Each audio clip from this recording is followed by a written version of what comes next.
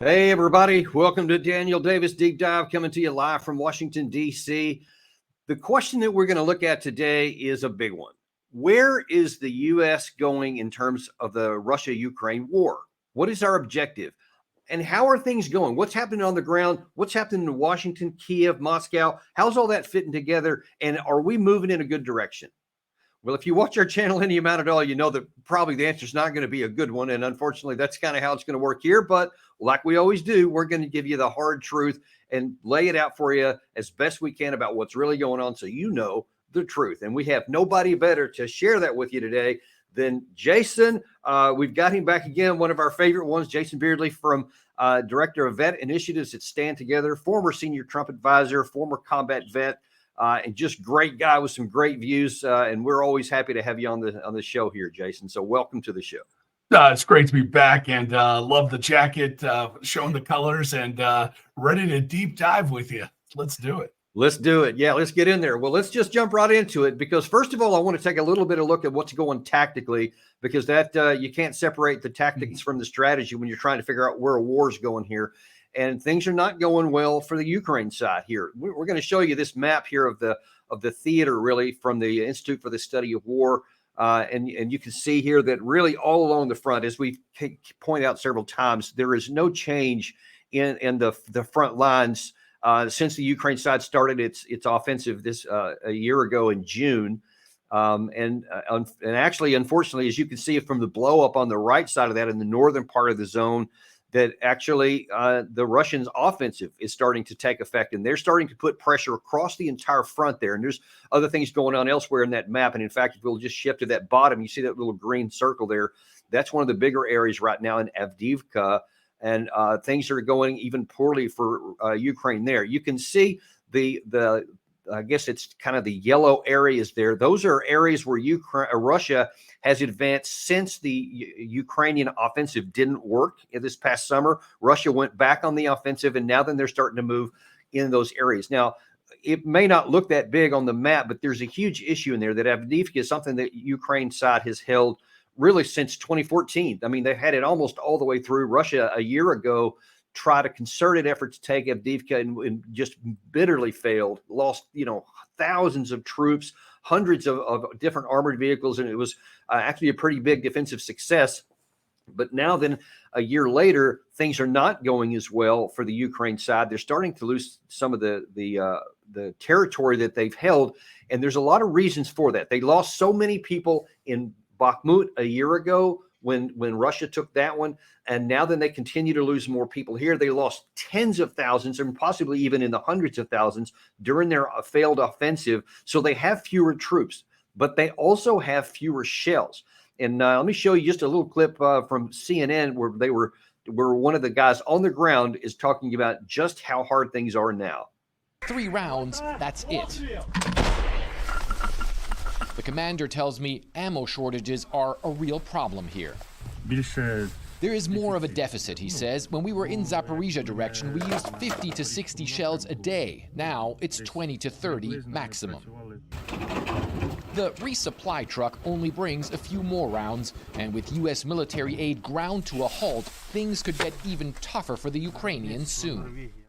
And that's certainly true, because the Russian side has no shortage of ammunition. As a matter of fact, they're going in the exact opposite direction. They're now starting to produce even more artillery shells. They're getting allegedly up to 1 million from North Korea in addition to rockets. So every way that Russia looks, their ammunition supply is getting better while it's getting worse on the other side. A couple of days ago, Zelensky did an interview where he talked about how difficult it is to get new supplies and new promises of funds from the U.S. Congress.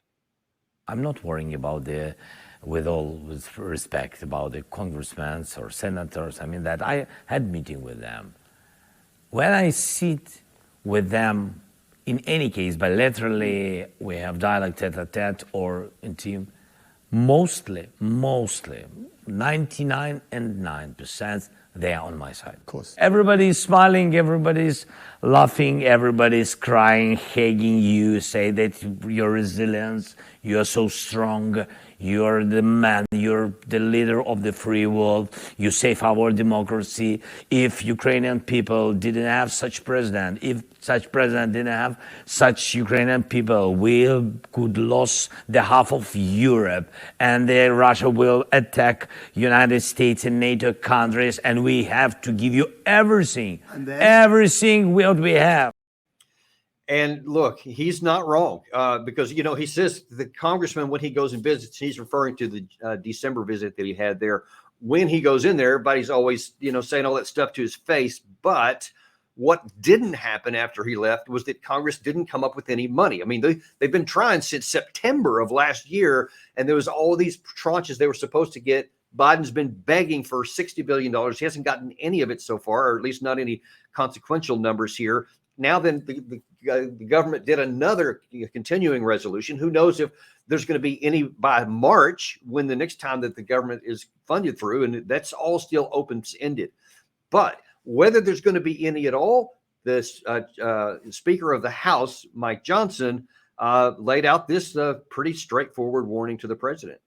With regard to Ukraine, we have requested publicly, privately, in every forum, answers to the critical questions. What is the end game and the strategy in Ukraine?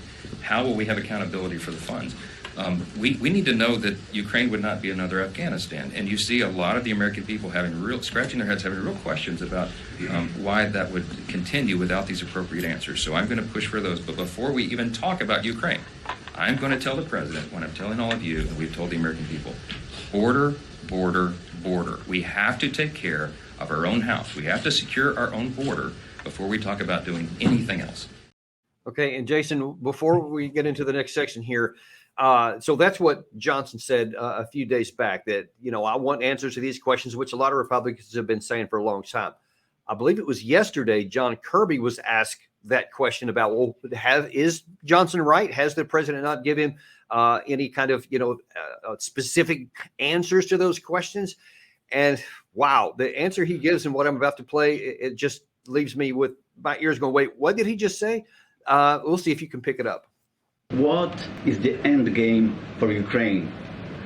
Look, I can't speak to what the speaker has heard or read or understood from the countless discussions that we've had with members of Congress about Ukraine and what we're trying to do here. It's been pretty transparent and pretty clear. We want Ukraine to win this war, as the president has said. We want a whole, prosperous, sovereign Ukraine. We want Ukraine's borders, internationally established borders, to be fully recognized by everybody, and that includes Mr. Putin. And we want to be able to continue to give Ukraine the support that it needs so that it can achieve those outcomes. Wait a minute. Did he just say, I want the 1991 borders, ergo all of Donbass, all of Crimea, and I want Putin to recognize it, and I want Ukraine to... I mean, were there some unicorns and rainbows floating around back there that I didn't see? Because that's like fantasy. Look, I feel like you just took me through 3 used car sales lots. And all I can tell you is welcome President Zelensky to what the American constituencies get to deal with all the time, which is no surprise. You're sitting with politicians and they're going to blow wind up your skirt and they're going to tell you a bunch of things and they're going to make a lot of promises. And then you're going to watch session after session. They get squandered in the back and the forth. And by the way, a lot of that's tied to the American constituency, which you saw Mike Johnson channeling. That people are asking questions. Are you going to hand us another Afghanistan? Because that was kind of like not our favorite. And by the way, Iraq didn't look so good. So are you going to do that one again? Or do you actually have an objective? And then we go to the Admiral, who gives us the wonderful answer of we want, we wish, we hope, it would be nice. And then there is no delivery in that because he knows what everyone else in that audience actually knows, or at least those speakers knows, which is this is tied to the American constituent. And frankly, we're a little fed up with it. We want answers. You're not going to give us answers. We're fine with that. But at the end of the day, it's all about purse strings. And you want the real hammer of diplomacy. It's about money. And Congress can't just write checks. They got to come back to the people to get reelected. And we're only reelecting people that we put confidence in. And right now, our confidence is pretty doggone low.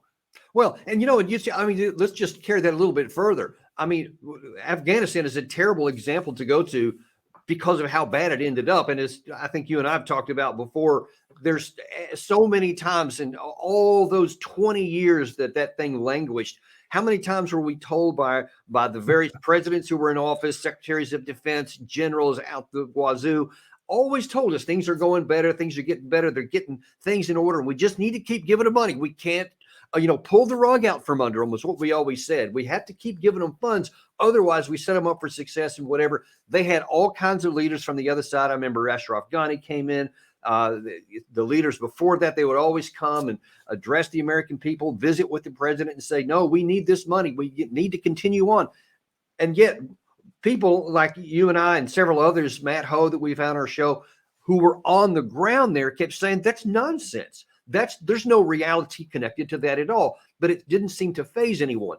Now then, here we are, we're already replaying those fundamentals where you have the clip we showed at first where the guy on the ground pulling lanyards for artillery rounds is saying, look, I'm already down to like 40% what I was shooting before, which was already not enough. There's no more coming from the U.S. right now. We don't even have enough for that. But yet, instead of Kirby saying, well, we're going to have to, trim our sails a little bit here. We got to go after something that's reasonable and at least possible to accomplish. But no, he won't. He's going to say we're still going maximalist to the unicorns and rainbows outcome, which is everything. Russia loses, Ukraine wins, 1991 borders, and cool. But there's no reality to it. And we're keeping going down that path. So what are the American people going to think? And I know you're tied in a lot of this, especially with Stand Together. You spend a lot of time with the American people. When they hear these kind of maximalist objectives that do not match with what's going on the ground, I mean, what are they left to think? Yeah, well, you've laid out an incredible case, so much to unpack there. But again, we're back at the used car lot. These guys are selling us a lemon. The lemon is our foreign policy strategy. And let's give them credit where credit's due. When you're standing up on that podium, part of your job is to be a cheerleader and a champion for whatever cause it is you're squandering with my tax dollars. And so, they're kind of, what credit is there to give there? I'm not sure I see that, but anyway, well, because they're standing in front of failed policy with a fig leaf of what is an objective, clear strategy. The fig leaf is, listen to me. I'm telling you, we're going to win, and this is what we want. And it's wish casting, it's hopeful thinking, right? So they're doing this sort of thing. They do the thing that your cheerleaders do when your team is losing, right? Rah, rah, rah. Let's get them into the end zone. But everybody knows the math is already there. And by the way, you got us fooled for a little while. The American people, we were all fooled. We went well, not everyone, but many of us were on board with the 20-year excursions into these two different campaigns. And as you pointed out, were failures of their objective leadership, failures of their accountability, failures of their transparency. So by the time we get here, we're in 2024, the bloom is off the rose. The veneer is gone. We see through your shenanigans. So your sales job doesn't work for us. Now, there's still some people out there that buy into this. You'll hear a lot of people talking about, the imminent victory of Ukraine. But as you point out, Danny, those of us who've been on the ground, we see this for what it is. You're running out of 155 millimeter howitzer shells because the supply chain for the United States can't keep up. And you're shooting those things off every day like they're going out of style. By the way, we're shooting $2 million rockets in the Red Sea at $200,000 and $2,000 drones that Iran and Houthis are throwing at us. We're depleting our TLAM stocks at the same time. And meanwhile, who do you think's sitting back laughing at all this stuff? Guys in Beijing, guys in Moscow. You want to talk about Putin respecting us? Well, you got to lay down the sort of the foundation to get that respect. And right now, a lot of people are looking at our squandering of our monies and our resources as just examples of how they can run circles around us in economic warfare and then pretend it's a tactical game. This is a pretense. Again, it's fig leaf type diplomacy that this is about somehow the borders of Ukraine. We already know what was happening here. They were lost in 2014. The Russians rolled in back then. They rolled into Crimea. And at the end of this, you're going to see them hold down the Luhansk province, the Donetsk province. They're going to have the land bridge to Crimea, which takes them to the Black Sea, which takes them out to the Med. That's a waterway port, a warm water port for Russia. They have another one out in Syria. That's why Bashar Assad is a proxy of theirs. So Russia knows what they're doing. And meanwhile, we're pretending that this is about some tactical movement of borders here. But the real truth is a lot of money got lost on the ground here. And that was after, as you said, our generals took us through 20 years of failure in Iraq and Afghanistan. And every year, the reports were there. The SIGAR's reports said, we're losing money, said the training is not effective. So the information was there. Yeah. And look, I'm glad you mentioned that, because I want to, we're obviously talking about an update on the Russia-Ukraine war and America's role in it, but you can't really talk about this in America, especially America's strategy, unless you look at it in context. And what you just mentioned about the Middle East is so important right now, because we now have a new open-ended, basically war with Yemen, with the Houthis in Yemen, because we don't have any objectives there other than we're just going to keep shooting missiles. And we've actually, some of our senior administration officials have been honest and said this could literally go on for months, because I mean, the Houthis have been used to being pummeled by the air from Saudi Arabia for many years, and they never succumbed to it. So they know how to handle this stuff. So that could go on a long time. All those categories of ammunition you just mentioned are going up there. We're sending stuff to Israel by the plane load almost daily. Those things are going in there. We're still sending stuff to Ukraine, even though we've officially run out of money. Things seem to still be going on there. We're trying to get more. Our troops in Iraq and Syria continue to come under fire. So we're also using lots of air defense missiles there, while we're trying to send a bunch of the same categories to Taiwan in the Asia Pacific area. All of these things are continuing to deplete our currency. And it's not just a matter of cash, as you pointed out, it's a matter of capacity to make these things. And so our stockpiles keep dwindling, and we're making them go faster and faster. And instead of saying, hey, let's cut off this stuff to Ukraine, let's get this thing over with and bring it to the best, most reasonable end we can. Because if we don't, Jason, all of these things together are going to keep depleting our force. And then one day when we need it, we won't have that capacity. That, and therein lies the problem. We see this a lot, where our leadership is very temperamental and very emotional in how we're reacting at a military tactical level without thinking about the grand strategy. What is the overall objective? How do we supply into the future the next generation of naval vessels that can project naval power? How do we supply the munitions that are going to be needed in a real land war? What Ukraine and Russia showed us, which I think anybody that went to basic officer training probably already knew this, but in a real land war, you fire a lot of munitions. And these guys went through our munition stock like kids go through candy on Halloween. It was extremely fast, and our stockpiles couldn't keep up. So the American people, once again, are left wondering, what is the grand objective? What is the grand strategy? And the articulation you get from guys like, again, only hold Kirby partially responsible. He's in charge of standing in front of what is the White House's objectives, and they're not very clear. The White House hasn't said exactly what they're doing, except that we hope that everybody recognizes the old borders of Ukraine, and maybe when they get into NATO. I mean, they speak in such vague terms that it leaves the body politic wondering, we don't quite understand this. We know that somehow it's relevant to democracy. You've said that. We don't understand how. And you're spending our money. We don't understand why.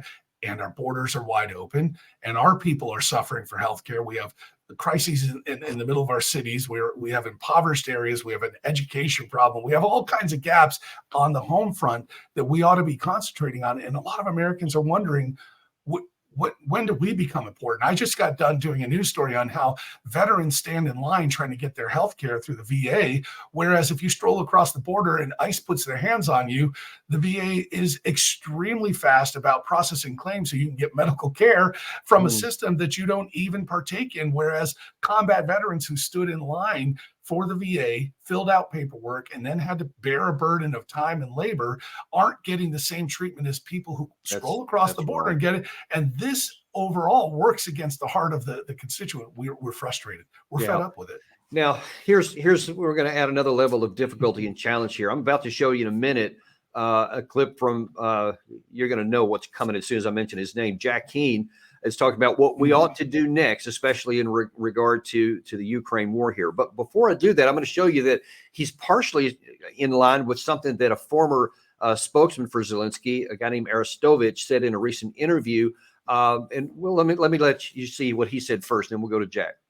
What happens to Ukraine then if American support falls away, either through a change of administration or because the current administration loses enthusiasm? So the stopping of financial, it's mean the we lost the macroeconomical stability. It means the social payment, pensions and something like this to provide social aid for our people. And in front line, it means we start to lose the territory because Russians still have a superiority in artillery shells, number of shells, rockets, and something like this, personal armored carrier tanks.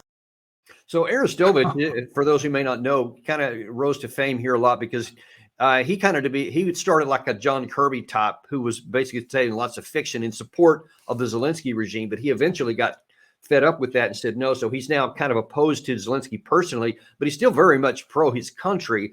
And I think he accurately points out, which matches what we saw in that CNN article at the beginning of this, that they are running low on ammunition. If they lose the American support, then they're going to start losing territory. That's true.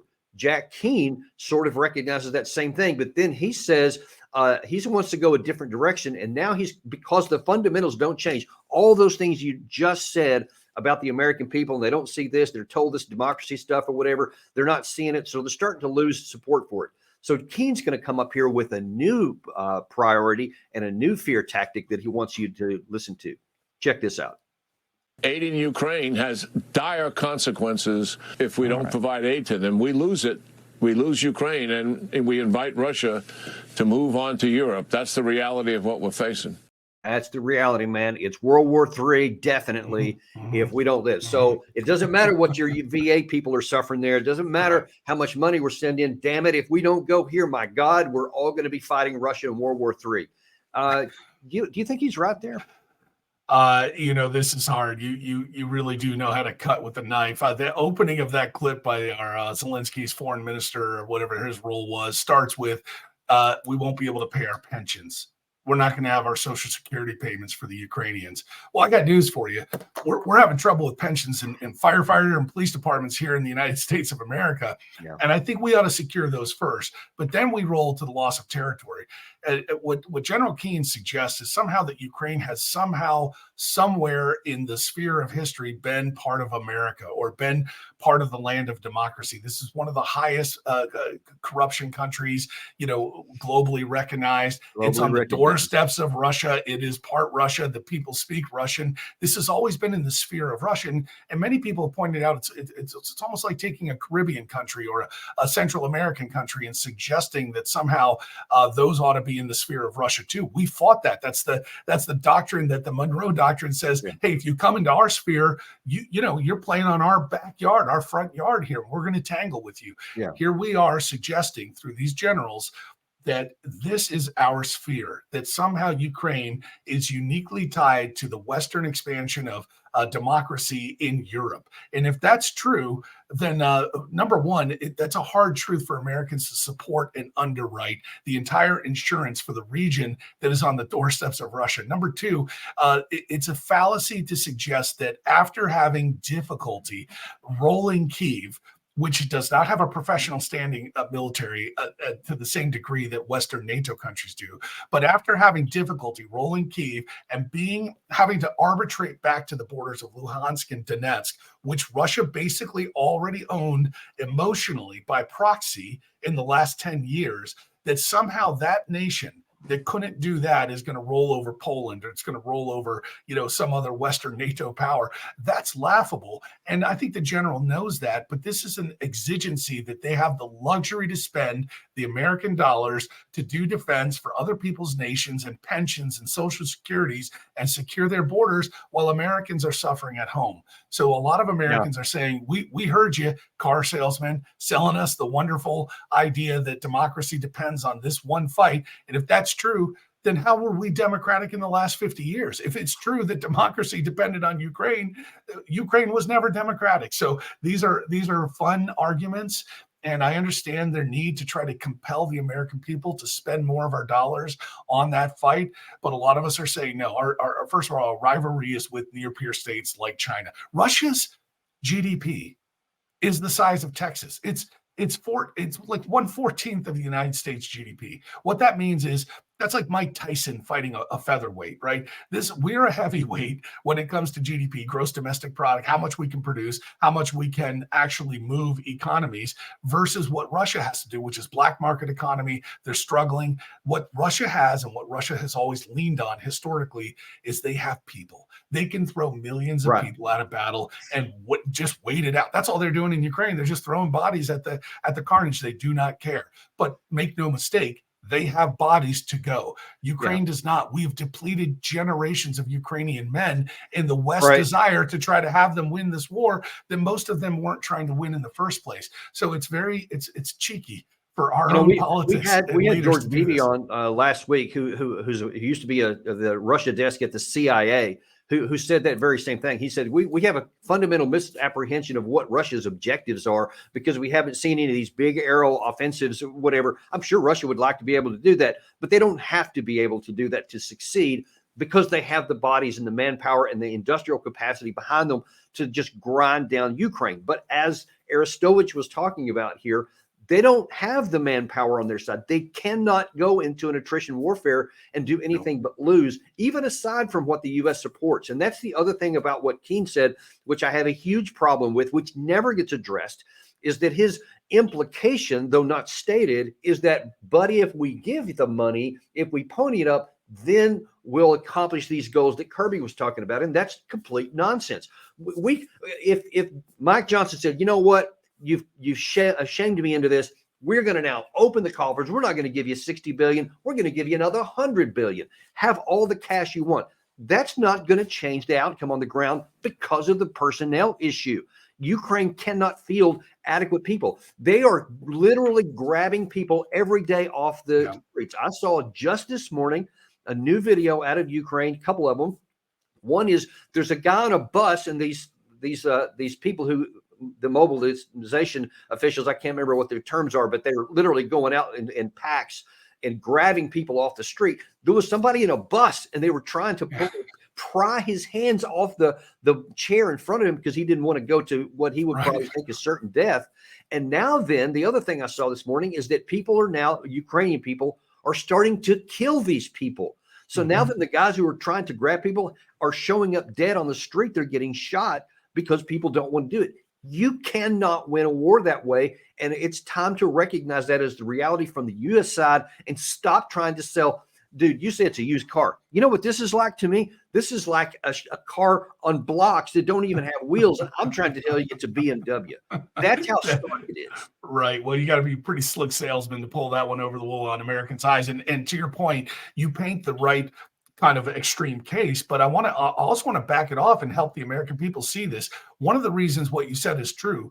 If we give more money, it's not a guarantee of victory. I'm going to prove this to you because we had all the money and personnel for Iraq and Afghanistan, but what did we walk away with? And the answer is war does not necessarily come down to math of money and men. If it did, we would not have won the Revolutionary War against the British, by the way, outnumbered, outmatched, outprofessionalized, et cetera, et cetera, et cetera. So the movement of war and the win is never really just tied to the bottom line. It's not some financial accounting trick. But to your point, even if we were to support with money, they don't even have the personnel. And even if they had the personnel, and again, I'll make the case, Baghdad, Kabul, we had personnel, we had all the money in the world, we had every weapon system on demand, and we still walked away with nothing. We gave Iraq back to the Iranian proxy influencers. We gave Afghanistan back to the Taliban and the Chinese who are running around the ring circle road, taking the rare earth minerals out of Afghanistan that we were too noble to touch. So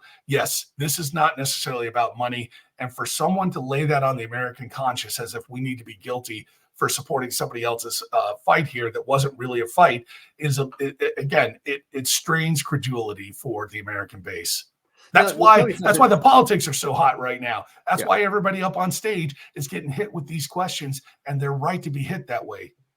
Yeah, and look, and even some of the politicians who actually would like to support Ukraine because maybe they don't know and they think that, well, we just need to give them more stuff. They're also facing a pushback from their own. So they're not that excited about pushing the issue there when behind their backs, their voting electorate is not on board with it. And that's what I want to ask you in the last little time we have here. as the organization you work for there, Stand Together, I know that you do a lot of stuff grassroots level on the ground. What can people who are watching this do to make their opinions known? What can they do so they're not just sitting there frustrated? And I'm glad they're watching our show here, but is there anything you can tell people that they can do to make their voice heard?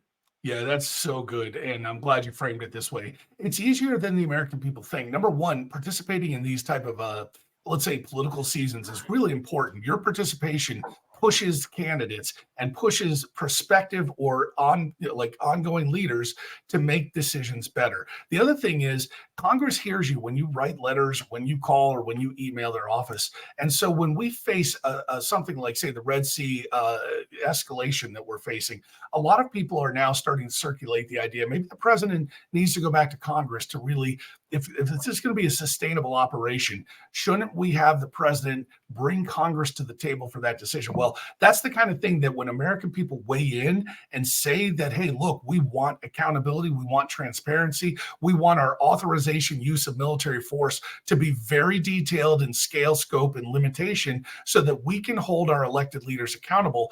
Even though people think my phone call, my email is not that important, it is huge. And when they hear those things, they become impressed because they know the constituents are paying attention. Constituents don't bother calling their elected officials unless they're really upset about something. So that's what people can do. Engage in the process. If you're at one of these town halls or you get the chance to speak to any prospective Democrat, Republican, I don't care, running for office, ask the hard questions. And if you don't like the answers, if they come off the podium like Admiral Kirby, you already know where your voting dollar is.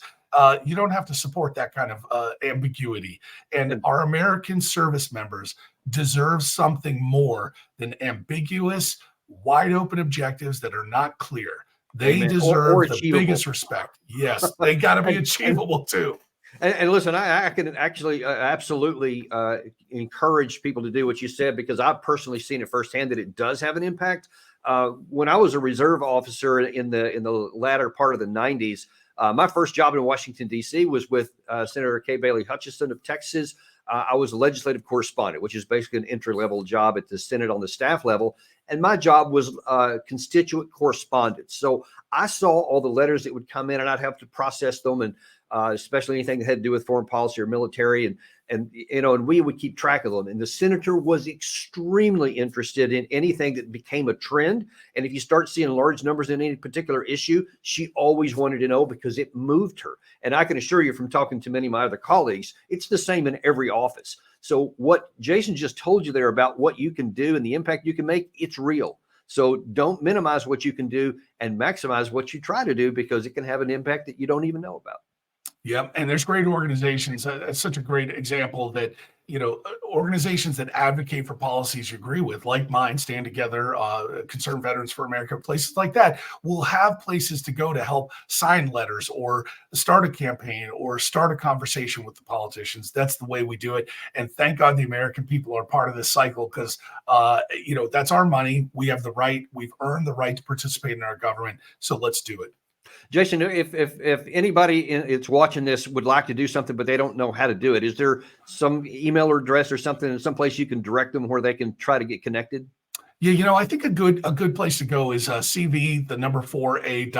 This is a Concerned Veterans for America organization that has boiled a lot of these policies down into a very succinct place. Defense Priorities, that's another one. Defense Priorities does a great job of kind of writing and think tanking these ideas so that you can kind of see both sides of these issues. But you can go to cv4a.org, learn a little bit about some of these policy issues and how to take action. That's a very reasonable tactic. It's easy to do from the comfort of your own home.